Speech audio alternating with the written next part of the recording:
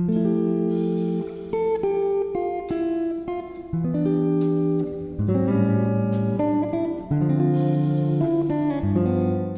guys, welcome to Daily Screen. The Last of Us episode 3 akhirnya sudah kita saksikan.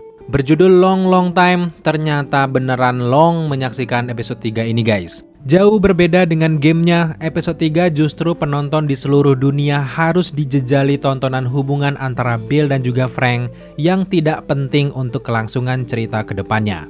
Bill dan Frank bukanlah tokoh utama di dalam game yang tidak terlalu sering muncul. Bahkan, Frank hanya muncul sekilas lalu meninggal.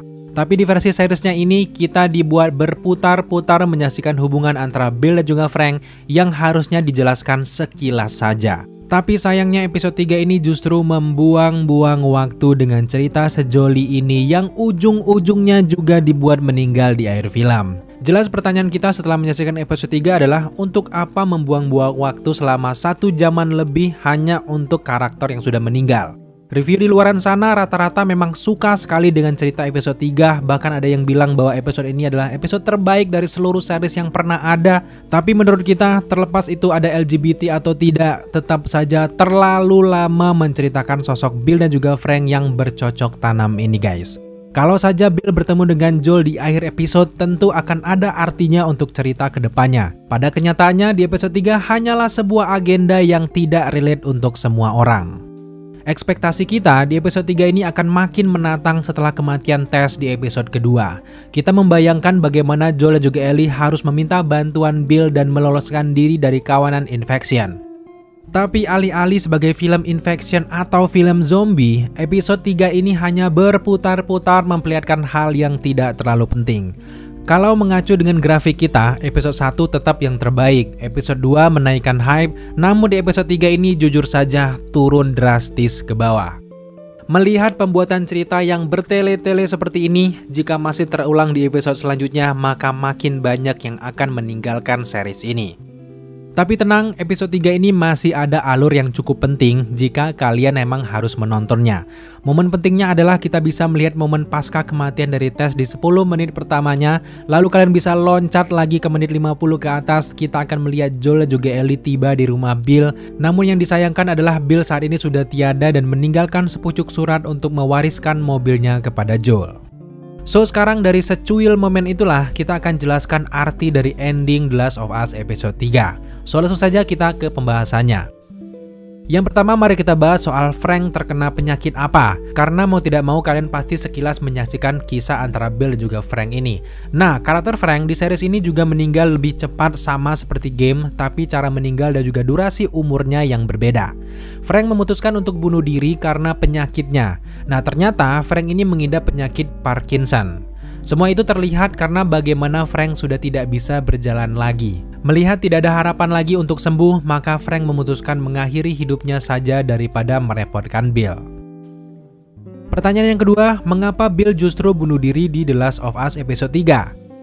Sayangnya karakter Bill yang sudah dibangun kuat di awal justru harus meninggal di akhir episode 3. Dimana setelah kita melihat ia memberikan minuman pil ke Frank, ternyata pil itu hanya sebagian saja. Sebagian lagi justru disimpan Bill untuk dirinya sendiri. Kalau kita melihat tidak ada mayat dan juga tengkorak di meja makan ini, artinya Bill tidak mati berbarengan dengan Frank.